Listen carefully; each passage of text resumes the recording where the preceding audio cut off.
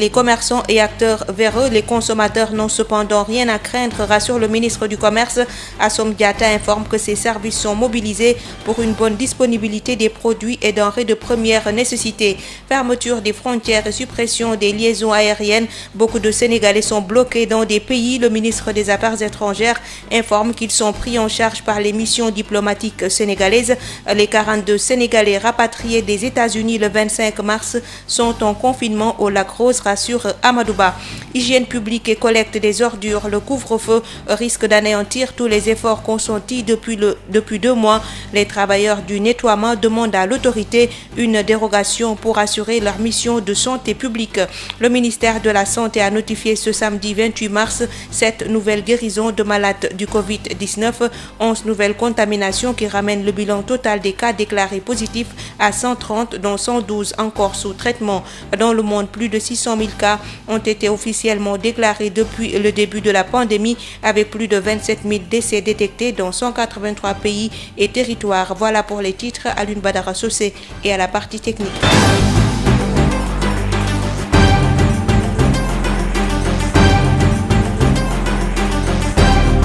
Sud FM, l'info. Marie-Rosalie Ndiaye. Le ministre du Commerce rassure sur la continuité de l'approvisionnement du Sénégal en denrées et produits de première nécessité. Selon Aminata Assom Diatta, tous les services de son département sont mobilisés pour une parfaite exécution des directives du chef de l'État et pour assurer la stabilité des prix. Le ministre invite toutefois les acteurs à suivre les recommandations du ministère de la Santé. Aminata Assom Diatta, que nous écoutons. Les boulangeries et dans le commerce traditionnel, des mesures de prévention sont prises, conformément aux recommandations du ministère en charge de la Santé, notamment l'observation des règles d'hygiène et la gestion de la clientèle. Sachant que leur activité de production et de distribution des produits de première nécessité est indispensable, je voudrais encore une fois inviter chaque acteur du commerce, intervenant dans la production comme dans la distribution, à faire sienne les recommandations du ministère de la Santé en matière de prévention. Pour finir, je voudrais rassurer les consommateurs sénégalais sur la bonne disponibilité des produits de première nécessité pour couvrir tous les besoins de consommation. Mes services sont mobilisés sur l'ensemble du territoire pour une parfaite exécution des instructions du chef de l'État relatives à l'approvisionnement du marché et à la stabilité des prix. Ensemble, nous vaincrons le Covid-19. C'était donc le ministre du Commerce Assom Diatta qui rassure sur la disponibilité des produits et denrées de première nécessité. Rétention de stock de marchandises, une information qui circule et préoccupe l'UNACOIS. Elle met en garde les commerçants. Les stocks sont inventoriés et suivis par les autorités compétentes. Tout contrevenant sera identifié et sanctionné. Ousmane Diaye, le directeur exécutif de l'UNACOIS, invite les commerçants à plus de patriotisme en cette période de pandémie. Il répond à Isseignan. Il y a des rumeurs, est-ce que c'est des fake news ou c'est de la réalité qui circule et qui indique qu'il y a des pratiques de rétention de stock? Est-ce que c'est le fait de commerçants ou c'est le fait d'acteurs véreux qui sont rentrés dans le système? Dans tous les cas, je voudrais lancer un appel à tout le monde, aux commerçants et à ceux qui pratiqueraient ces actes ignobles, de s'assurer que nous avons bien identifié la localisation de tous les stocks disponibles. Nous connaissons les grossistes, nous connaissons les importateurs et toute cette information est partagée par l'autorité. Toute personne qui se permet de se livrer à de telles pratiques, naturellement, s'expose à des sanctions très graves. C'est pourquoi je voudrais, au nom de l'UNACOIS et de son président, appeler tout le monde à la raison. Les commerçants ont toujours été des patriotes. Davantage dans ce contexte, nous souhaitons qu'ils fassent plus que jamais preuve de patriotisme et de solidarité avec tous les Sénégalais. Le rythme de propagation du coronavirus inquiète les autorités étatiques. Le ministre des Affaires étrangères demande à nos compatriotes de l'étranger de limiter leurs déplacements. Pour Amadou Ba, le Sénégal déploie tous les moyens diplomatiques pour venir en soutien aux Sénégalais de la diaspora qui traversent des difficultés dans leur pays d'accueil. Amadou Ba, ministre des Affaires étrangères, que nous écoutons. De telles circonstances ont conduit le gouvernement à adresser constamment à nos compatriotes à l'étranger un message de soutien, tout en les invitant à des comportements responsables, au respect scrupuleux des mesures édictées par les autorités de leur pays d'accueil et à limiter autant que faire se peut les mouvements vers notre pays. En dépit de ces appels et compte tenu de la suspension du trafic aérien en vue de contenir la chaîne de transmission de la maladie, les mouvements à nos frontières se sont accentués dans un contexte généralisé de fermeture des frontières. C'est ainsi qu'informé du blocage à Casablanca, au Maroc, de 172 compatriotes, le chef de l'État a affrété un aéronef pour les rapatrier. Ils sont actuellement pris en charge par les autorités sanitaires. En outre, le ministère des Affaires étrangères et des Sénégalais de l'extérieur a dû venir en aide à 25 compatriotes bloqués à la frontière entre le Maroc et la Mauritanie, au moment où ces deux pays sont convenus de fermer leurs frontières terrestres. Des négociations entamées avec les autorités mauritaniennes nous ont permis de les convoyer vers notre pays où ils sont également pris en charge. À ce jour, le Sénégal compte de nombreux compatriotes bloqués ou en transit dans des pays du fait de la suppression des liaisons aériennes avec le nôtre. 15 de nos compatriotes retenus à Addis Abeba ont été convoyés à Lomé où ils sont pris en charge par notre mission diplomatique. Le 25 mars 2020, 42 Sénégalais bloqués aux États-Unis d'Amérique ont été ramenés au pays à leur demande et actuellement confinés au lac Rose. C'est le lieu aussi pour nous de remercier le gouvernement américain pour son soutien. Notre pays n'a pas su échapper à la vague de contagion qui touche le monde. Le 2 mars, il a enregistré son premier cas infecté au Covid-19. De l'épidémie du nouveau coronavirus au Sénégal, le bilan grimpe à 130 contaminations, dont 18 guéris, 112 encore sous traitement. 11 nouveaux cas sont déclarés positifs ce samedi par les services de santé. Le ministre de la Santé et de l'Action sociale, Abdoulaye Diouf Sarr, a fait le point ce matin. On l'écoute. Ce samedi 28 mars 2020, le ministère de la Santé et de l'Action sociale a reçu les examens virologiques suivants. Sur 98 tests réalisés, 11 sont revenus positifs. Il s'agit de 2 cas importés, de 8 cas contacts suivis par nos services et de 1 cas issu de la transmission communautaire. Nous vous informons qu'aujourd'hui, 7 patients hospitalisés ont été contrôlés négatifs, donc guéris. L'état de santé des patients hospitalisés est stable. À ce jour, 130 cas ont été déclarés positifs au Sénégal, dont 18 sont guéris. Nous avons donc 112 patients actuellement hospitalisés. Le ministère de la Santé et de l'Action sociale renouvelle à la population son appel au respect strict des mesures de prévention individuelle et collective. Je vous remercie de votre attention. L'opération de nettoiement et de désinfection du marché de Colobane se poursuit. Initialement fermé pour 4 jours pour les besoins de l'opération, le marché ne sera réouvert que lundi prochain. Mauvaise nouvelle pour les ménagères qui n'avaient pas été informées du report à Fatou Bari. Le marché de Colobane ressemble à un champ de bataille, mais cette fois rempli de saleté. Des tas d'immondices recouvrent les allées du marché de légumes qui pourtant a été nettoyé depuis 4 jours. Armés de balais, ces commerçants ont délaissé leur tablier pour troquer des tenues d'agents de nettoiement. D'un geste emphatique, ils s'attellent à la tâche.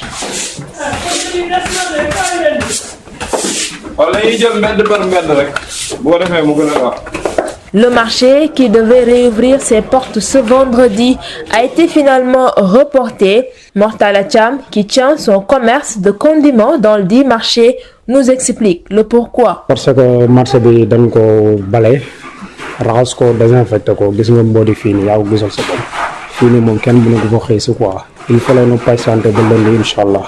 Du côté des ménagères qui avaient pour habitude de venir faire leurs courses au quotidien, Ce report sur la date de réouverture a eu un effet de surprise.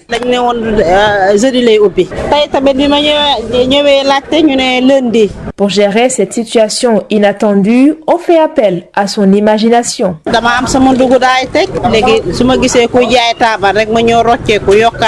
Mamadou Samb, un riverain du marché, en appelle à la responsabilité de tous pour une bonne gestion du marché.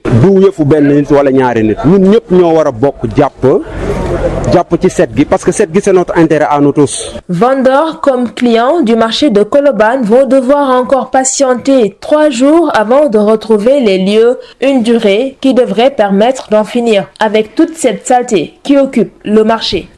Toujours à propos de la réouverture du marché de Colobane lundi prochain, après une semaine de fermeture qui a permis de nettoyer et de désinfecter ce marché de fond en comble, l'annonce est du maire de Colobane, Fass Gueule Tapée, qui rencontre les commerçants ce samedi pour discuter des conditions de réouverture du marché. Quant au marché de Fass, il sera nettoyé demain et celui de la Gueule Tapée mercredi. Ousmane Doy, maire de Colobane, Fass Gueule Tapée avec Mame Diarra Da Silva.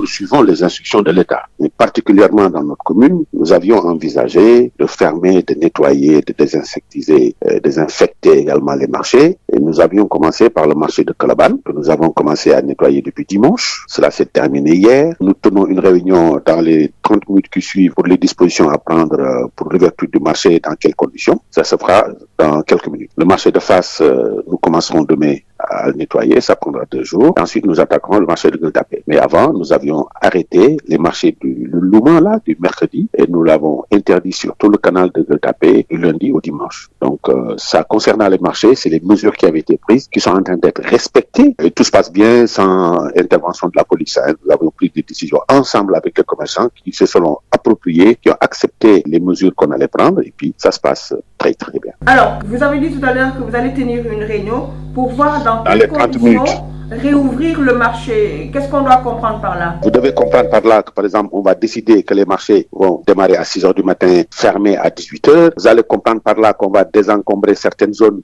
laisser des allées beaucoup plus accessibles. Un peu le fonctionnement, comment les gens marchent à l'intérieur. C'est ça qu'on va décider tout à l'heure. Mais fermer le marché définitivement, je ne peux pas le faire. Et nous parlons de la fermeture du marché Salagne de Ouakam à 16h ce samedi en vue d'éviter les rassemblements dans ce contexte épidémiologique, une décision qui perturbe les bonnes affaires des vendeurs et clients. Ils adhèrent toutefois à ces mesures prises par les autorités locales pour éviter toute propagation du virus. Aïssatou Gueiba. Marché Salagne de Ouakam.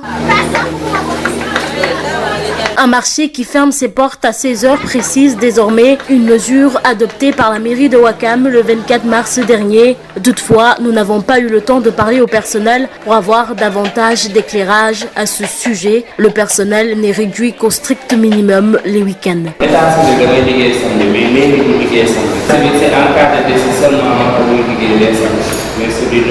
Une décision prise par le maire de Ouakam, Samba Bathily Diallo, qui est loin d'être avantageuse pour les vendeurs et clients.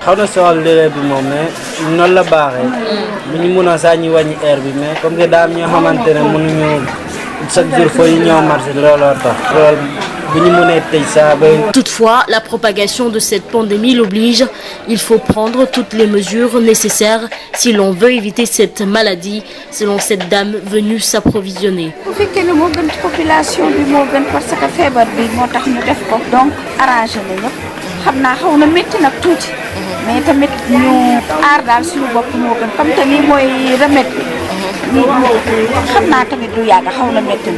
Une mesure prise pour tenter d'éviter les rassemblements dans ce contexte épidémiologique. Certains vendeurs sont obligés de s'y conformer pour éviter des sanctions, même s'ils voient aujourd'hui leur chiffre d'affaires chuter. Les éboueurs face au coronavirus ne cachent pas leurs inquiétudes. Ils utilisent les masques de protection et gants habituels, même si pour certains, l'UCG a mis en place un dispositif pour protéger son personnel. Les professionnels du nettoiement très exposés au coronavirus réclament des kits de protection et le renouvellement des équipements toutes les semaines. Hadisen.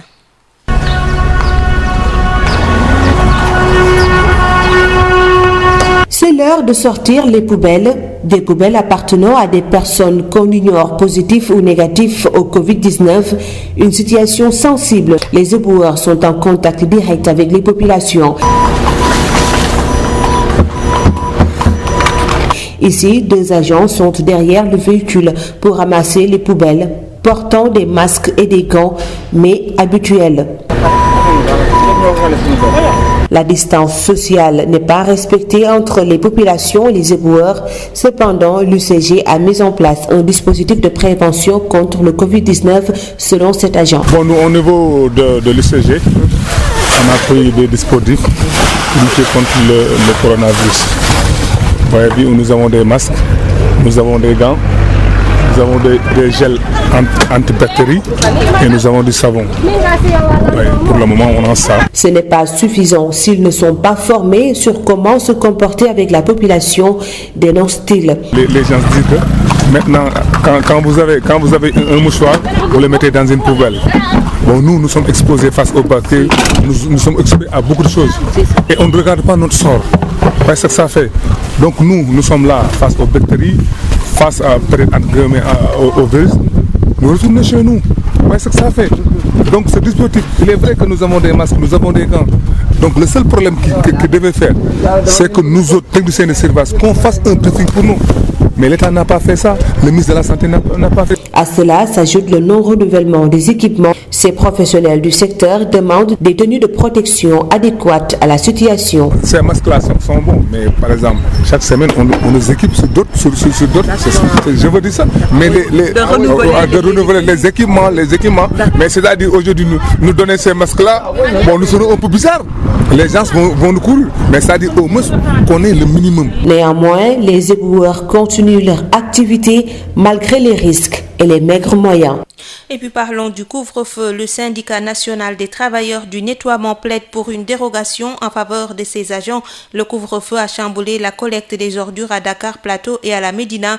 Concernant le matériel déployé pour les techniciens de surface, l'UCG leur a octroyé des masques, des gants et de nouvelles tenues de travail. Les éclairages du secrétaire général du syndicat national des travailleurs du nettoiement, Madanissi, il est joint par Mamdiara da Silva. Les équipements de protection individuelle ont été distribués à chaque agent pour pouvoir se prémunir. Et d'ailleurs, en tant que syndicat aussi, nous avons demandé à nos agents vraiment d'avoir un esprit de dépassement, de porter les masques et les équipements pour se protéger. Même s'il n'y a pas de dotation, que tout le monde reste chez soi en attendant maintenant que le matériel puisse parvenir aux agents. Et cette distribution vraiment est sur le terrain. Donc, les travailleurs, ils ont commencé à avoir les masques, les gants, et il y a de nouvelles tenues encore qui vont être distribuées déjà pour parer à toute éventualité. Mais tout le monde sait qu'aujourd'hui, nous collectons plus de 2400 tonnes d'ordures par jour. C'est nous qui prenons les déchets biomédicaux. Tout le monde parle des médecins par-ci et par-là et nous les encourageons vu tout le travail colossal qu'ils sont en train de faire. Mais sachez qu'en tout cas, le point focal, c'est les techniciens de surface qui sont en contact permanent avec les odeurs pestilentielles, avec toutes sortes de maladies. Eux, ils doivent être protégés, ils doivent être mis dans les conditions de performance. Une mission des moyens. Aussi, nous avons constaté qu'il y a des dégâts collatéraux. Aujourd'hui, la collecte et le balayage qui se faisait la nuit au niveau de Dakar Plateau et Médina est ramené de 12h à 16h, occasionnant souvent des dépôts sauvages et aussi des déficits de collecte. Et vous avez constaté que depuis 2 mois, il y a eu un travail colossal, remarquable qui a été fait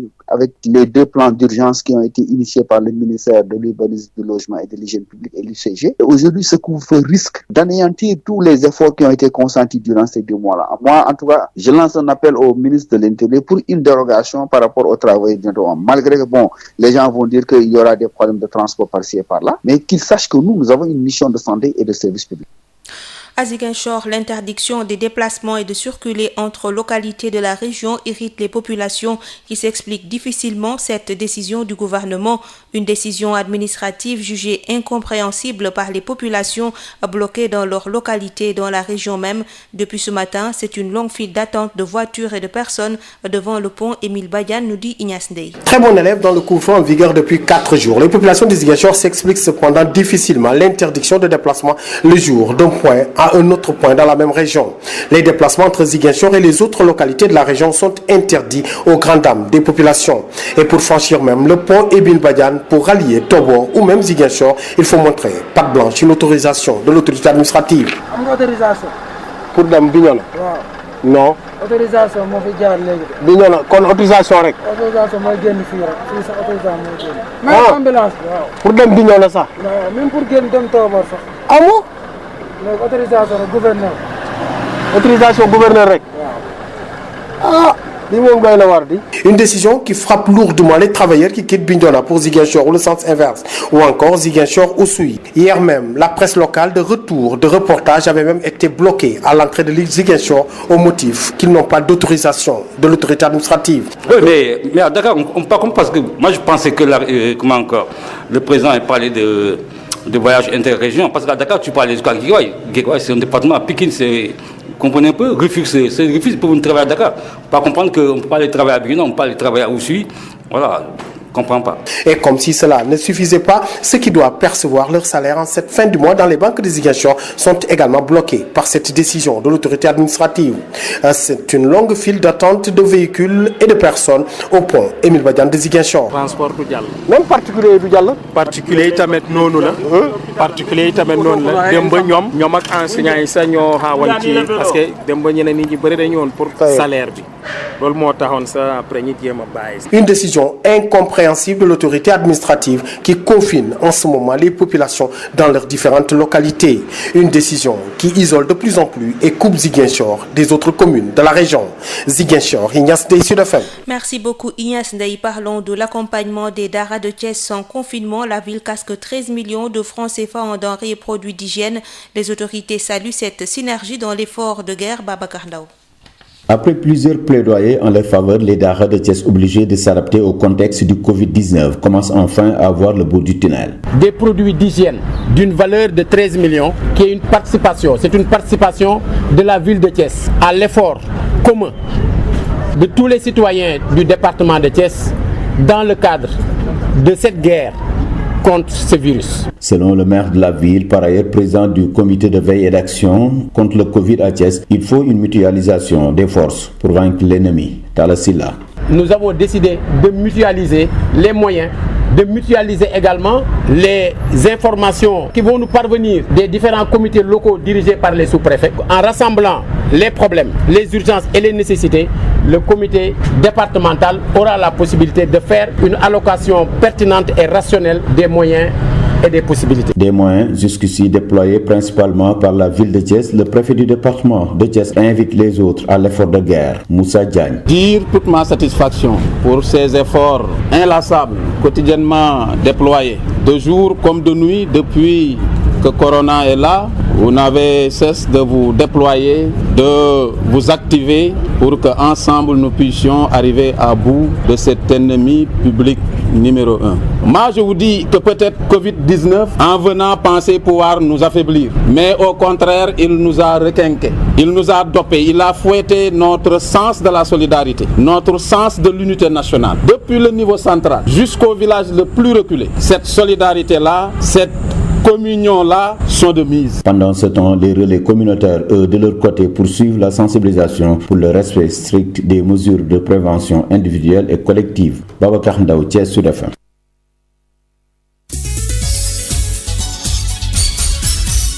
International. Plus de 600 000 cas de coronavirus ont été officiellement déclarés dans le monde depuis le début de la pandémie, selon un comptage réalisé par l'agence France Presse à partir de sources officielles.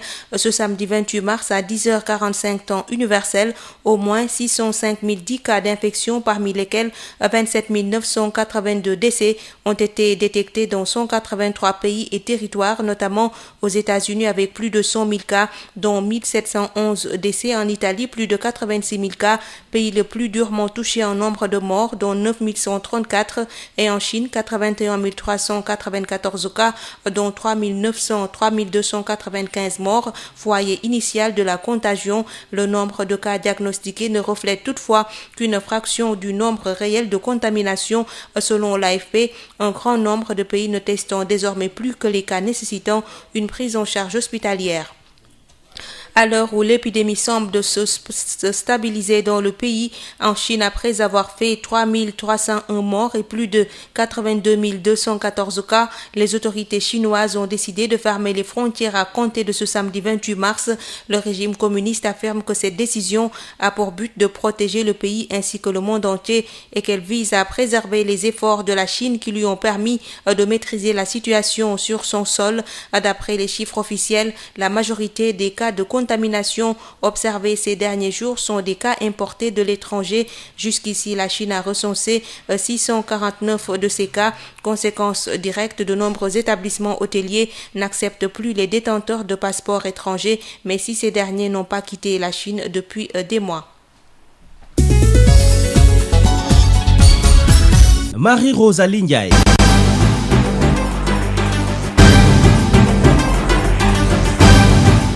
Mesdames, Messieurs, c'est la fin de cette édition. Je vous rappelle les titres. Toute activité de rétention de stock de marchandises en cette période de crise sera lourdement sanctionnée. L'UNACOIS met en garde les commerçants et tout acteur véreux. Les consommateurs n'ont cependant rien à craindre, rassure le ministre du Commerce.